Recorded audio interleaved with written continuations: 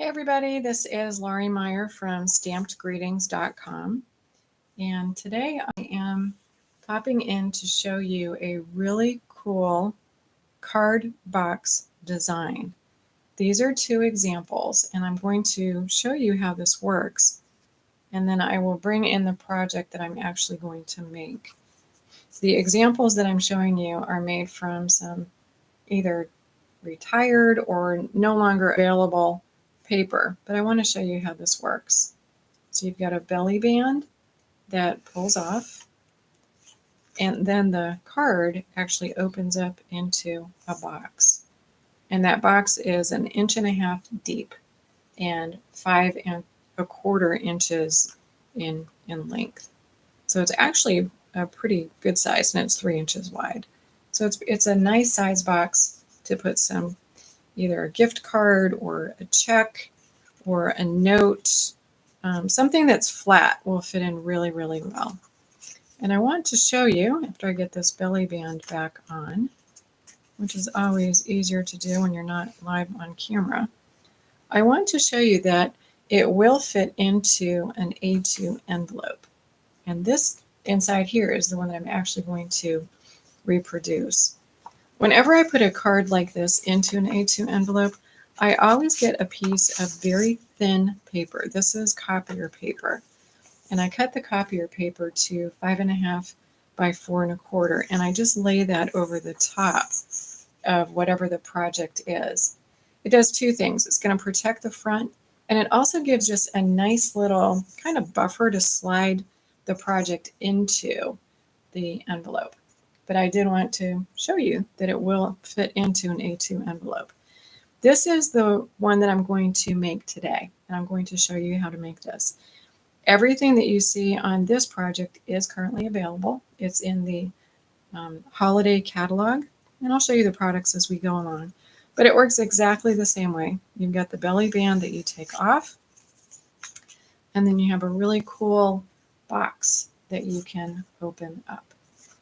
And just like the other one, I'm not showing you anything new. You can put that belly band back on. I never know if I should put the belly band on from the top or from the bottom. I guess it really, really doesn't matter. And again, since I'm doing this live, it's just going to be a little cantankerous. But I promise you, it will go back on, just like that. So this project was inspired by Connie Stewart. She is one of my absolute favorite stampers. She's an amazing, amazing artist, and she has some incredible ideas, and she's fun. She's just plain fun. So I really encourage you to take a look at her blog. I will link the original post that she had. I changed things up just a little bit, and I'm using a slightly different kind of paper, and I'll explain that as we go along. But let's just jump in. We're going to go ahead and just start by making this. You'll also find all the details, and I'll put this in the notes on the post when I update this on YouTube. But you'll see a link to my blog, and you can go over there if you want to get any of the supplies that I'll be using to make this card. We are going to start with one piece of 12 by 12 designer series paper. And this is from the Joy of Christmas designer series paper collection. It is in the new holiday catalog. And I hope you've seen this collection. It has some absolutely gorgeous, gorgeous patterns, and they are just a lot of fun to work with. When you're making these box cards, my recommendation is that you don't use a pattern on either side of the paper that has a vertical or any kind of orientation. This is one that I could put in this orientation. I can turn it 90 degrees. I can keep turning it around, and it doesn't matter. It doesn't need to be vertical. This is an example of a pattern that needs to be vertical. Sorry, I just hit my camera there. Now, obviously, I did make a box with it, and I'll show you that. But my preference is that you have a pattern that doesn't need to be vertical. We're going to cut this piece of paper down to 8.5 by 10. We're starting with a piece that is 12 by 12. And the first thing that I recommend that you do is cut off your 2 inches from one side. If you do have a vertical pattern, you're going to want to have that vertical pattern going up when you make this first cut. So I'm just going to bring this over to the 2-inch mark on my paper trimmer. And I'm going to cut off that piece. So now we have a piece that is 12 inches by 10. Well, the 10 is good, but we need to get that 12 inches down to 8.5. So I am simply going to rotate the paper. This is the 12-inch side, and I'm going to put that in at 3.5. And when I take off that 3.5 inches, I will be left with 8.5. So the starting point on this is a little bit different in size than a standard size cardstock, a standard size of A2 cardstock. We all know that that is 8.5 by 11. This is close. It's 8.5 by 10. Now we need to make a couple of score lines. So I'm going to get my scoring board, and I'm going to put that in first on the 8.5 inch side. So you can see right here, pull that down just a little bit. You can see right here that that's at the 8.5. And I'm going to take my stylus. When you score on designer series paper, have a little bit of a light touch, because if you're too heavy-handed, you might actually tear your paper. So you don't want to do that. So what I'm going to do is use my stylus. I'm going to go to 1.5 inches. So this is on the 8.5 inch side. I am going to score at 1.5. And then I'm going to rotate this 180 degrees. So that score line that I just made is actually over here. And now I'm going to do the other side at 1.5. All right. That's the only thing that we need to do on this side.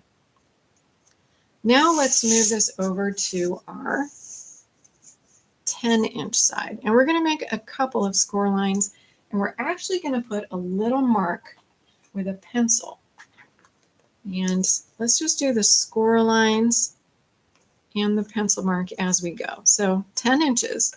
On one side, you're going to score at 2. And then you're going to score at 3.5. So 2, 3.5. And then grab your pencil, and you are going to put in a mark at 5. And I see that somebody has joined from Fort Worth, so welcome. Welcome, welcome. So I'm going to put a little mark there at 5. And I'm going to, again, flip this 180 degrees. So my mark is down here. This is the other side at 10 inches. And I am going to score at 2 and at 3.5.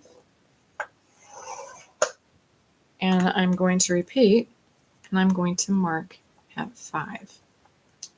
Okay, that is almost all of the scoring that we're going to do. But before we get there, we're going to do a little bit of burnishing. And this side tends to be a little hard to see because of the pattern. This side is a little easier. You can kind of see the score lines, but I will walk you through this. And now what I would suggest that you do is figure out what pattern you want on. Let me show you the example. What pattern you want to show as the primary color on your flaps. So this is where I had the green plaid. That is what I chose for that card. I'm going to choose this as my primary color for this particular card. So I'm going to keep it face up like this when I'm folding. And the first thing I want to do is I want to find that 2-inch mark, and I'm going to fold that out. So the pattern that I want on my flaps is going to be folded out. I'm going to do the same on the other side. And it's that first score line, the one that you did at the 2 inches. So I'm just folding that over, giving that a nice burnish with my bone folder. And then you'll remember that we also scored at 3.5. And I know that's a little hard to see on camera, so you're just going to have to trust me.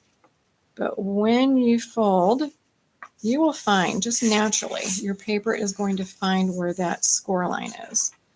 And you're going to want to give that a crease as well. So we're building our box. You can see that that's how it's going to start opening. And then I'm going to find that other score line. And you can see just naturally it's going to come in where we've done that score. That was at 3 inches.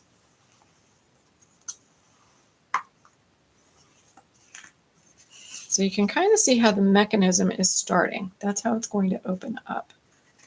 Well, you remember on the 8.5 inch side, we scored at 1.5. So I'm just going to bring those in. This is where we're continuing to build the box. Go ahead and give that a nice little burnish.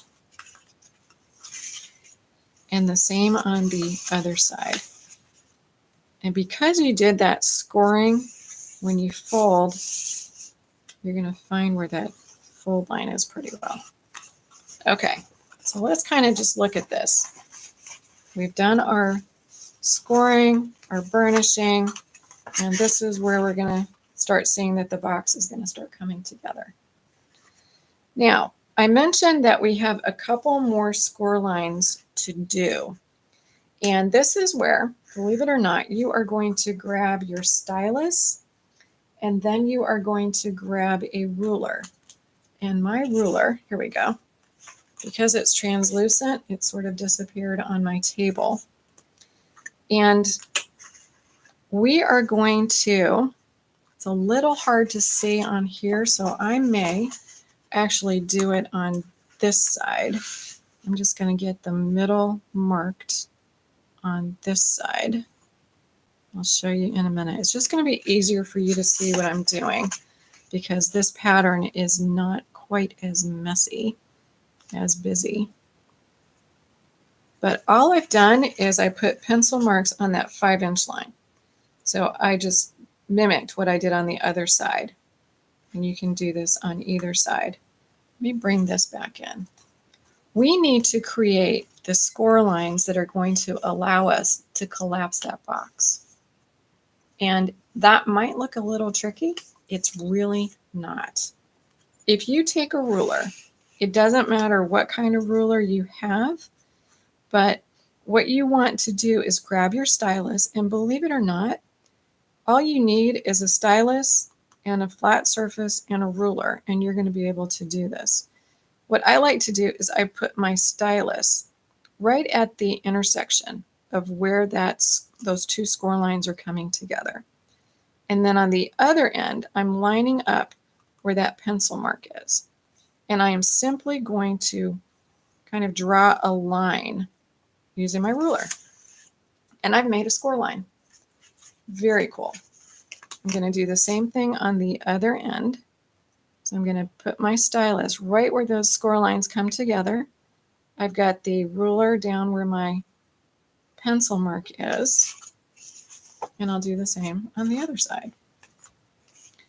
This is one of those projects that when you first look at it, you think, oh my word, that is so complicated. It really isn't.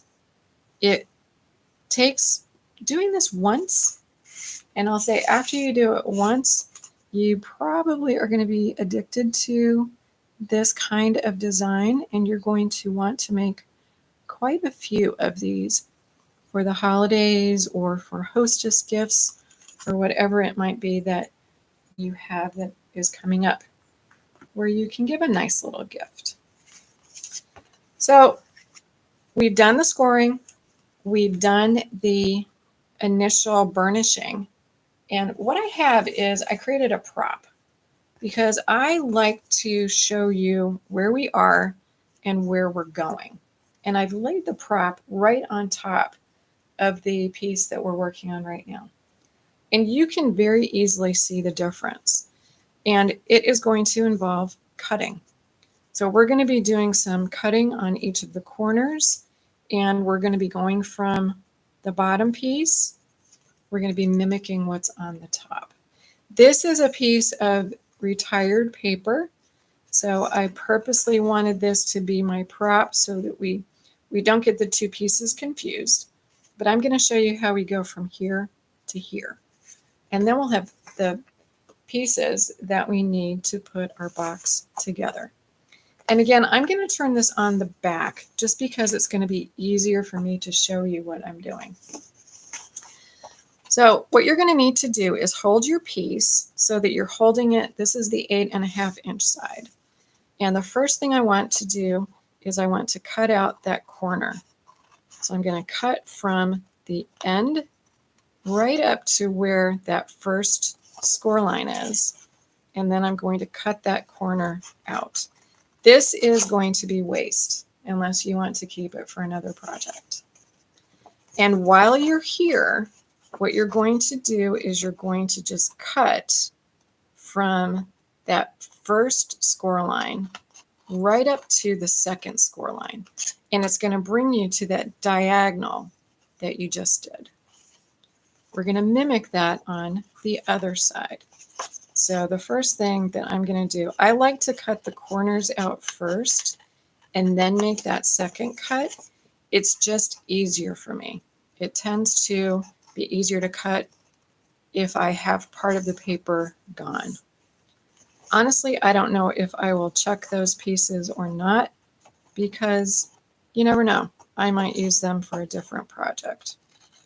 And then I'm just going to come in here and I'm going to snip that right up to that little piece. I'm doing the same thing over here. I don't mind cutting. Fussy cutting and I don't always get along, and I would not call this fussy cutting by any stretch of the imagination because we're not cutting out any kind of intricate design. But oh my word, sometimes I have to be in the right frame of mind to do fussy cutting because it can be a little tedious. And then we've got one more over here. A lot of my friends and fellow stampers are not into fussy cutting. It's almost a 4-letter word.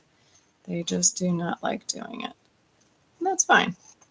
You know, each of us has different things that we like to do. And I'm just going to make that one slit up in here. All right, so let's bring our prop back in. And let me flip this over because it's going to be easier to see. So we're almost there. We just have a couple things that we need to do. And you're right. They definitely will make cute tags. What a great suggestion. That is really a nice suggestion. And you know what? Because this might end up having a to and a from on it. That's brilliant. Thank you very much for saying that. I think I definitely will keep them. So you can see that we're almost there, but there's a little bit that we need to do.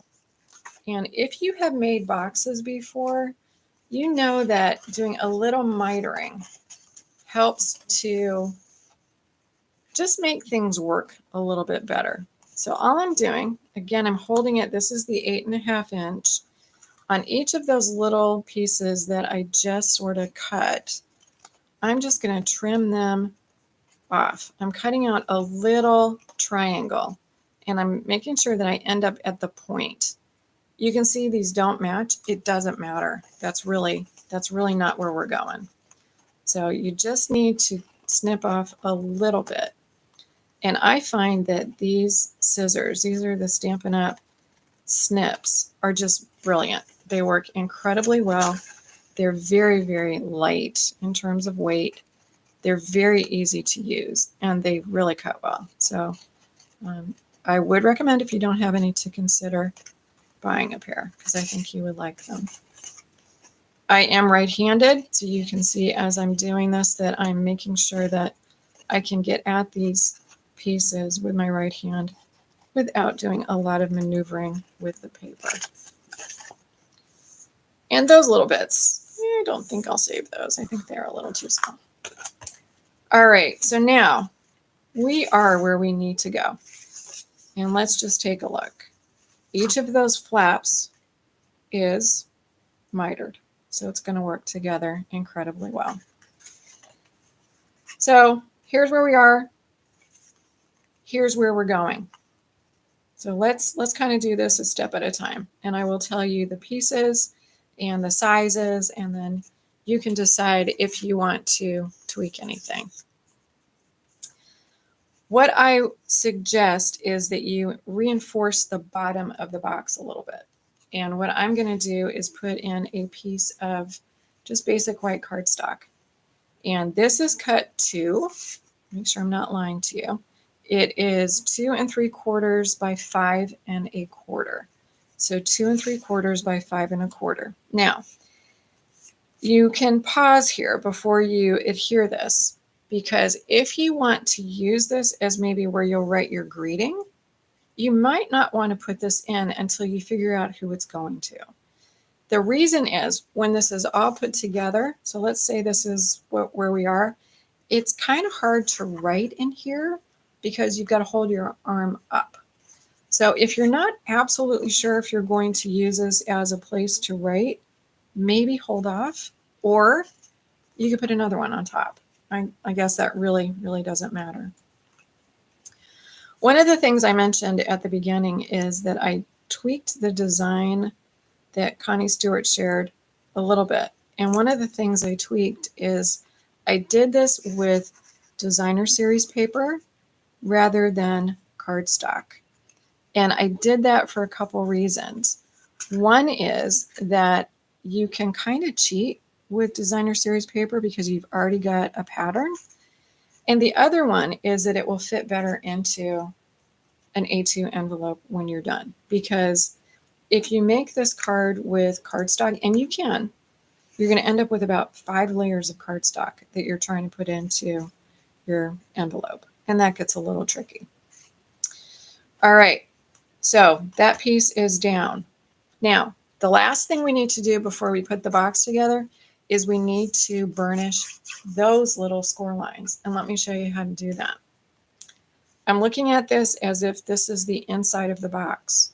I'm going to fold down one of those pieces, and I can see that I have a score line right there. What I want to do is fold that back, and in a perfect world, the score line that I made is going to be flush. It's going to go in line with the outside of the box, and I'm just going to score that down. And then I'm going to repeat the same thing on the other side. And I'm going to try to butt these right up against each other and end up with a pretty little point. And if I can do that, yay. If I can't, I'm good. It's still going to work. Okay, so that's how you've got the creases. And you can see where we're going. I'm going to turn that around, and I'm going to do the same thing. So I'm just starting to work that. I find if I work one of them, and I'm going to maneuver that little one a little bit because I'm making sure that that crease that I did is lining up with the top of the box. And then I'm using my finger. You definitely can use a bone folder, but we're just going to get that burnish going. And then I'm pushing the other one right up against the edge. Isn't that? It's just a really cool way to get this so it's nice and done. And look, I mean, that's how the fold is going to work. That's the mechanism. All right. So now we're gonna make this box. Here's how I suggest you do that.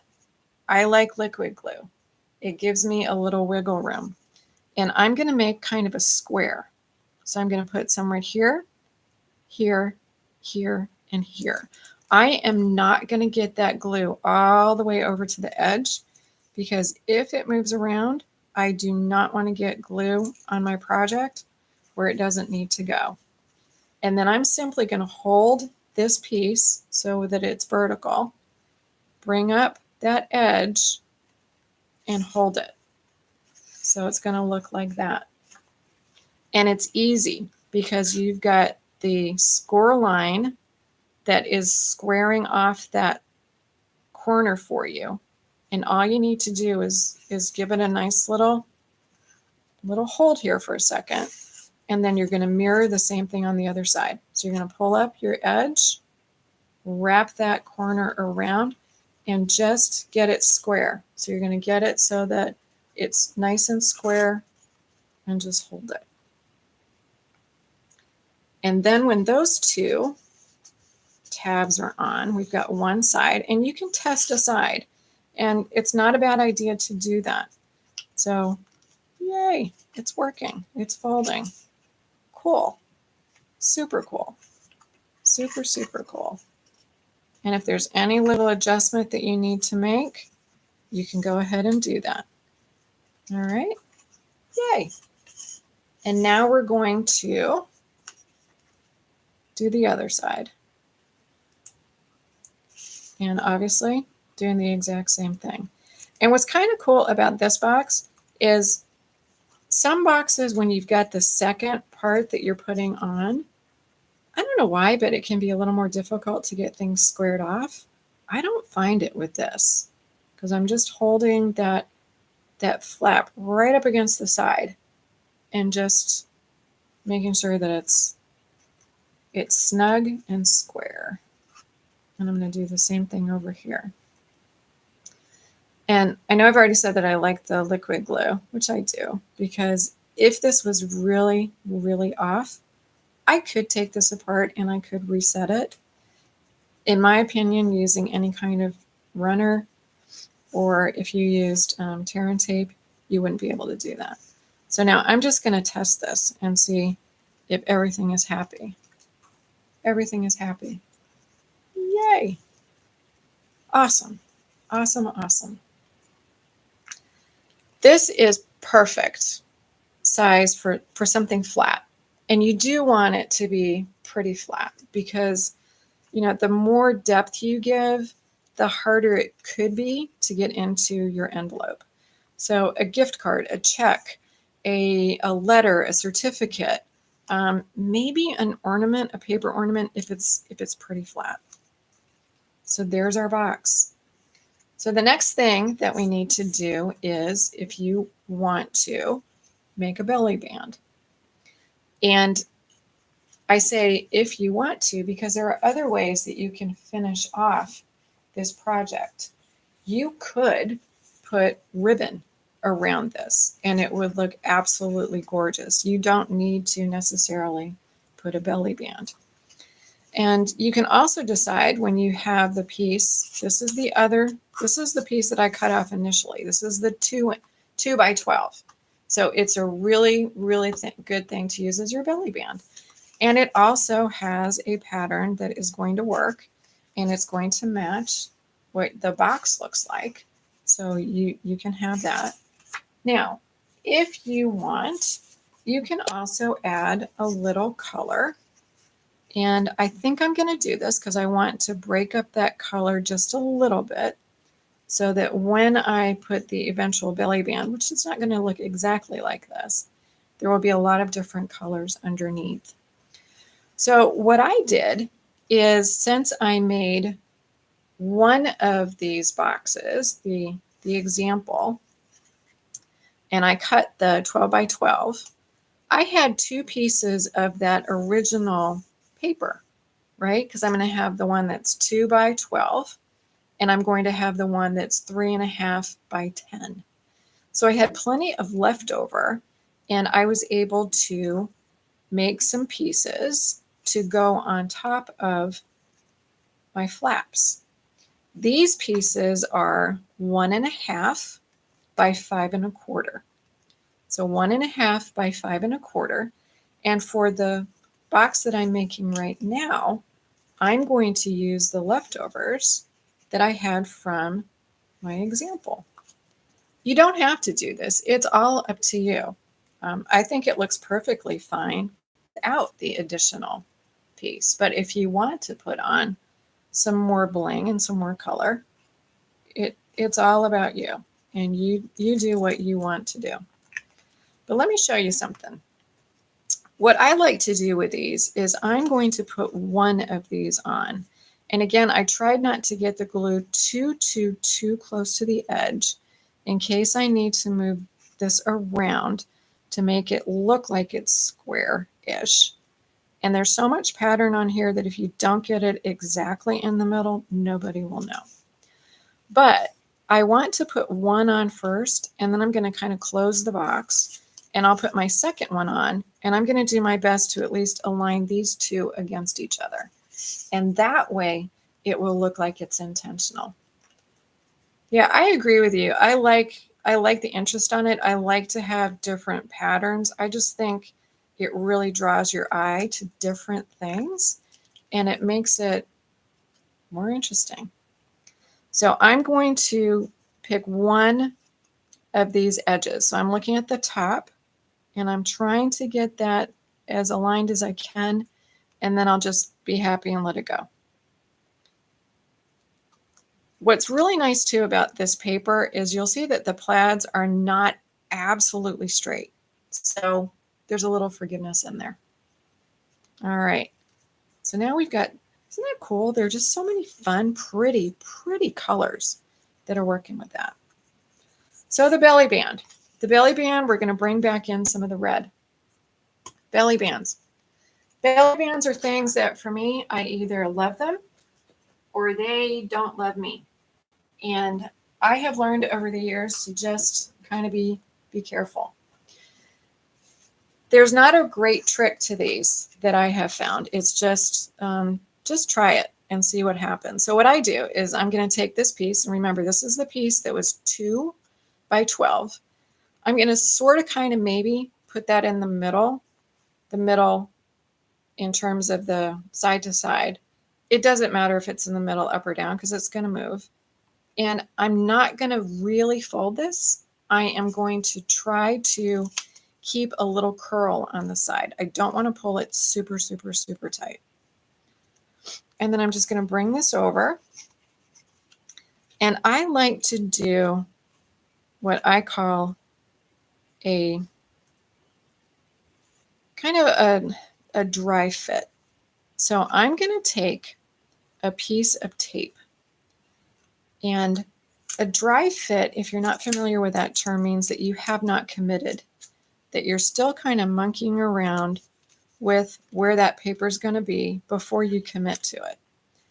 And that's going to allow me to see if this is going to move the way I want. And with a belly band, you don't want it too tight. You don't want it too loose. You want to be able to move it, but you don't want it to be able to fall off on its own. And believe it or not, I think that's pretty okay. And there's a little bit of additional layers in here. So it's going to pop up a little bit, and it's kind of nice to have a little bit of room. When you get that to where you want it, you can do one of two things. You can put a little mark with a pencil. That's just going to show you where you had that. Or if you're feeling really lucky, you can just hold that down. I'm going to take this tape off because we're going to commit to where that's going to go, and add some glue. Now, what I like to do is a couple of things. Here's the end of my belly band, which is right here, and then here's the end. It's important that those ends meet. So on the first end, I'm going to put a little bit of glue because I want that to adhere nicely to the other side. I don't want to have anywhere that the belly band is going to not move and it's going to get stuck. And I know where my pencil mark is. I can see it. And I'm going to pull that.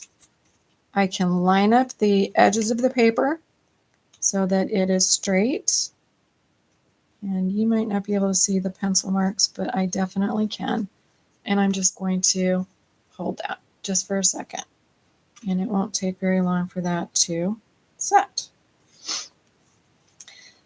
Obviously, with a belly band, you can make this thinner, wider. It's completely up to you. You could put layers of color on this as well if you want to add maybe some gold or silver or something super fun, whatever it is that you want to do. I'm going to pretty much mimic what I did on here, but obviously I've got even a different design in the background that would, is the opposite side of what I used on my first on that design. So this is the opposite side of what we've got going on the second.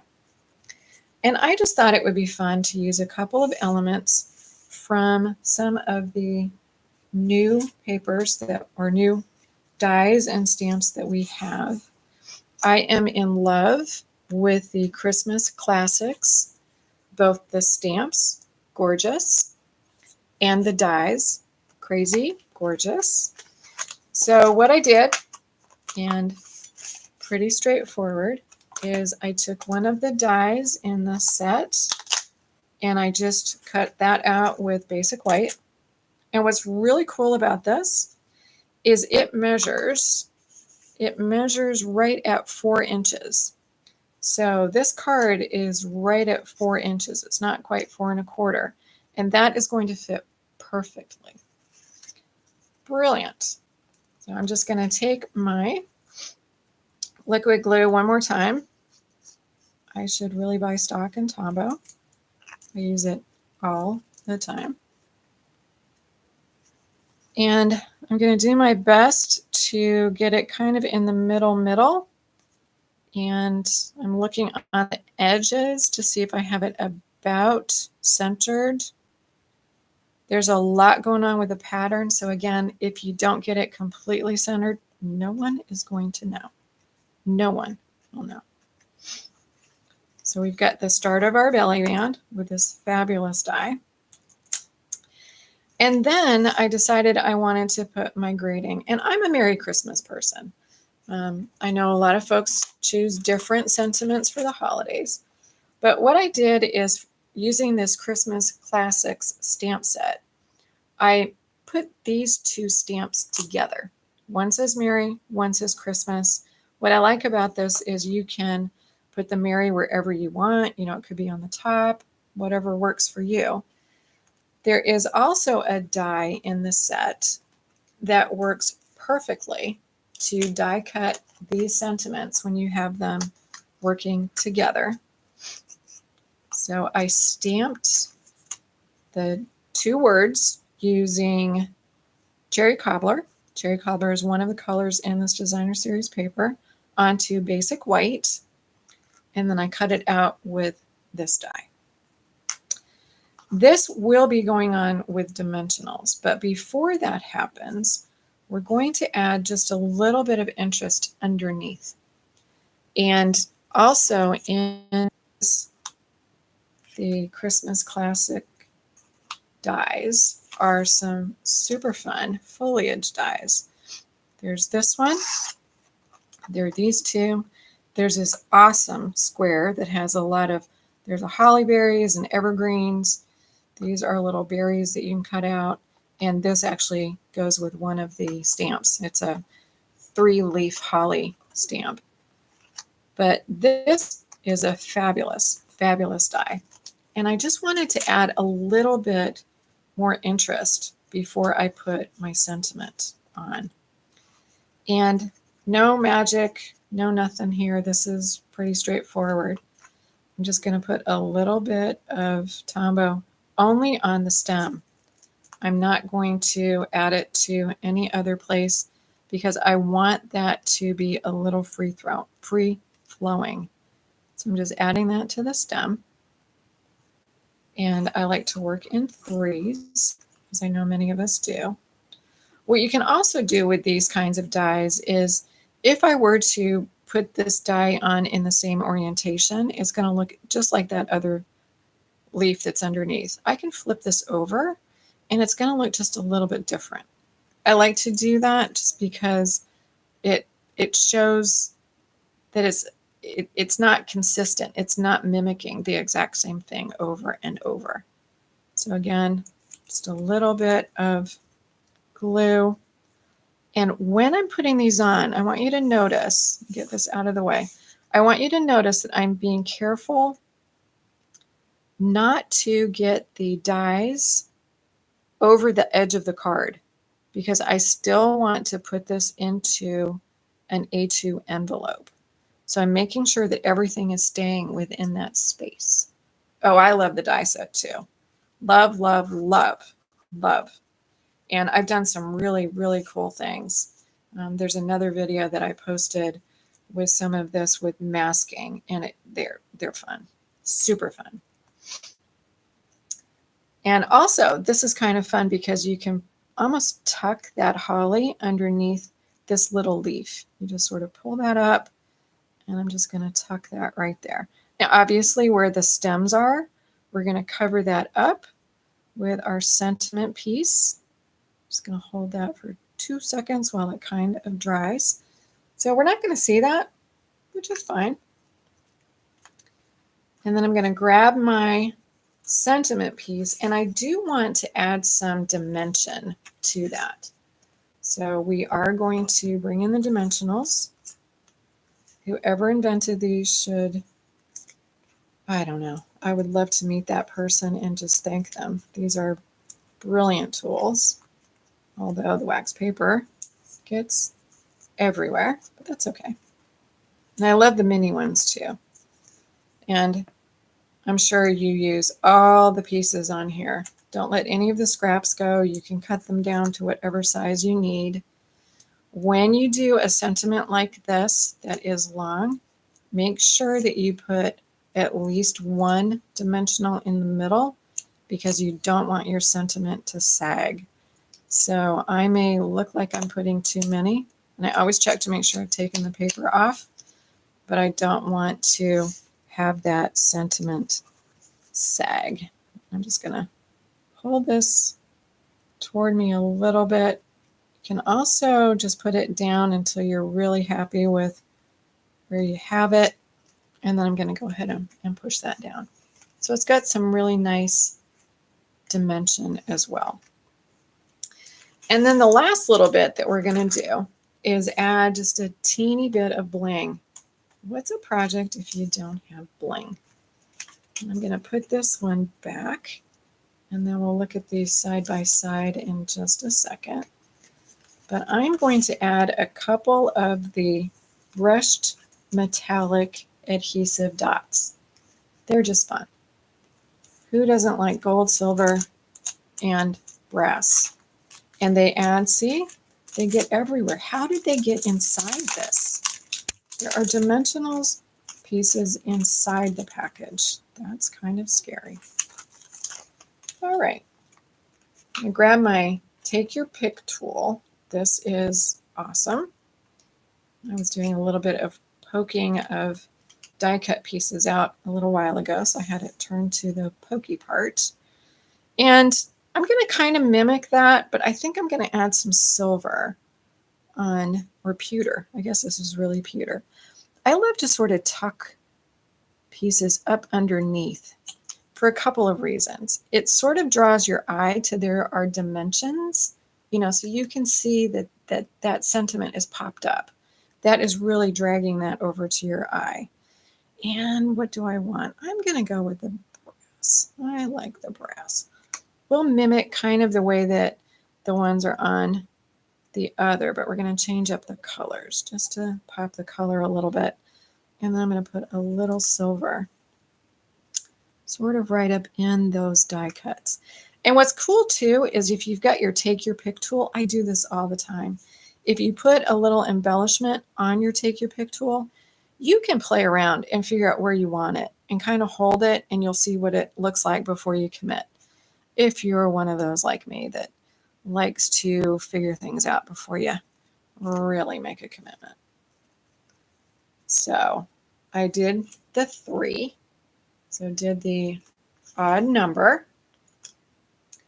And there we have it. So there is your card box for the holidays. Super fun, super easy.